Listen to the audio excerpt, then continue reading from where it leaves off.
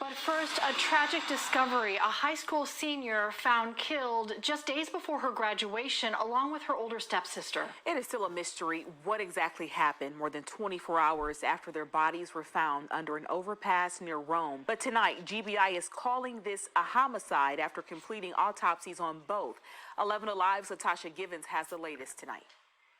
GBI agents are in the beginning stages of this double death investigation, but they need the public's help to find out how the sisters died and why, something a family friend say they need for closure. She was like my sister. I've known her ever since I was 9 years old. And she was a loving, caring person.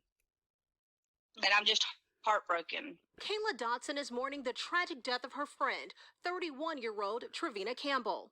She says their mothers were best friends who lived in the same apartment complex as they grew up. We spoke with Dotson as she waited with the family outside the police station Thursday. Campbell and her younger stepsister's bodies were discovered Wednesday underneath an overpass near Rome. The Floyd County School District says 19-year-old Vanita Richardson was supposed to graduate high school next Saturday. When you found out it was her, what went through your mind? Oh, I was all in tears. I couldn't sleep hardly because me and her is really, really close. In a statement, Floyd County School says Vanita will be remembered for a fun, loving, humble, and motivated student who was making strong plans for her future. Even throughout the school closures, Vanita's passing is felt by all, in particular, the staff members whose lives she touched with her caring personality and big heart. Dotson says losing two loved ones at the same time has been difficult for the family. They're really upset. It's just a very, very hard time for them. And for the Rome community as well. Everybody's really sad, and they're just mourning over her death because she was well known in Rome. GBI is leading this investigation and haven't released details about the manner in which the bodies were found, a motive, or if they have any leads in this case. But investigators do need your help. In a tweet, officials asked anyone traveling in the area between Tuesday around 10 p.m. and Wednesday at 11 a.m. who possibly saw something suspicious to call police. So sorry to that family. We have more on that case on 11alive.com. Okay, so y'all just heard that audio right there, and one of my subscribers actually made me aware of this story. Now, it is currently May 20th, 2020, and this story was posted on May 14th, 2020, and it got completely buried in the media, and I guess because everything that's going on with Ahmaud Arbery and now Breonna Taylor, that's probably why it got buried, and I think, if I'm not mistaken, this also happened in Georgia. So it makes it even more wilder. Now, I automatically said in my mind that this was a homicide when they said that they found these two girls, these two young ladies with a bag over their head. I said, oh, that's definitely someone killed them for sure. And then they said their bodies were found their bodies were dumped over a bridge. So somebody most likely suffocated them with those bags and then got rid of their bodies.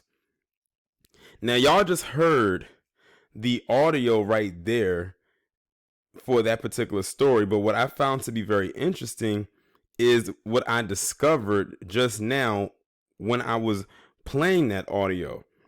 So it turns out that they have found the person who was responsible for the killing of these two individuals. And I'm gonna pause the video and I'm gonna let y'all see it right quick. So here's the guy right here that they currently have in custody for that double homicide, and his name is Desmond Levante Brown, and they said he's been arrested for obstruction and a double murder investigation. They said the Georgia Bureau of Investigation arrested Desmond Levante Brown, age 28, of Rome this week following an incident at the Callier Forest Apartments on Dodd Boulevard. According to reports, after being told not to get into a vehicle, Brown attempted to do so. The GBI added that while being detained, Brown resisted law enforcement and had to be detained. The incident occurred at the K buildings in the apartment complex. As we have reached out to GBI officials in regards to if the arrest is in connection with the double murder of Vanita Nicole Richardson and Trevina Campbell last week. So basically right now, all they really have him on is being detained. They don't know if he is the guy that's actually responsible for the actual crime itself of the murder of these two. But he's as of right now, they're saying he's a suspect. It says arrest reports did include the detailed C case file, but GBI declined to comment, and it said he's also been charged with obstruction. The vehicle attached belonged to the victim, Vanita Richardson. The investigation has shown that both Vanita Richardson and Truvenia Campbell were in this vehicle during the evening hours of Tuesday, May 12, 2020. The vehicle's location is not known at this time, but investigators believe that it could be somewhere in the metro Atlanta area. And then it says that the vehicle was a 1997 Toyota Corolla golden color with the license plate RTJ 6295. Now, what I also found interesting too is when I typed his name into the search bar, something came up about him last year, in June of last year. And it was a report in which he was in an incident, a vehicle incident in which he ran into somebody. I know they're just saying it's like, okay, that has nothing to absolutely nothing to do. But don't be surprised if they reach back and they pull that up. It says a Rome man, who is this guy right here, was arrested Monday and charged with several felonies after he reportedly rammed a vehicle at a high rate of speed, causing it to leave the highway. Desmond Levante Brown, age 29 at the time, of 1900 Turner McCall Boulevard, violated his conditional bond by approaching the victim's house. He hit the victim's vehicle, causing it to leave the roadway and strike two utility poles. The victim's car was totaled. Brown is charged with felony aggravated stalking, aggravated assault, misdemeanor hit and run, aggressive drinking, and reckless driving. And that's what came about him last year. You know they're going to pull that up out of the archive.